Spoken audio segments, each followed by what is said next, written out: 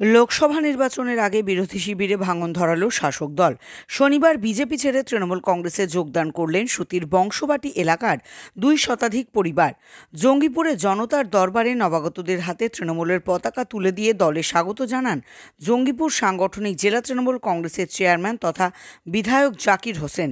এদিনের এই যোগদান শিবিরে স্থানীয় তৃণমূল নেতা ও কর্মীরা উপস্থিত ছিলেন। আমাদের বংশবাটি অঞ্চলের যে পঞ্চায়েত সমিতি দাঁড়িয়েছিলেন, উনি মাননীয় মুখ্যমন্ত্রীর উন্নয়ন দেখে এবং আমার সেবা দেখে উনি অনুপ্রাণিত হয়ে বংশবাটির 200 পরিবার নিয়ে সে আমাদের তৃণমূল কংগ্রেসের ঝান্ডা ধরেছে। আমরা তারাকে স্বাগত জানাই।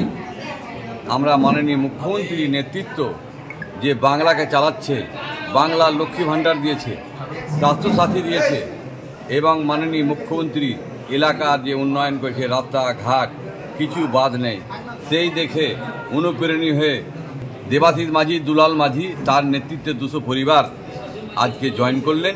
তারাকে আমরা দলে স্বাগত জানাই এবং আগামী দিনে তৃণমূল ছাড়া কোনো দল থাকবে না, মাননীয় মুখ্যমন্ত্রীর দল ছাড়া।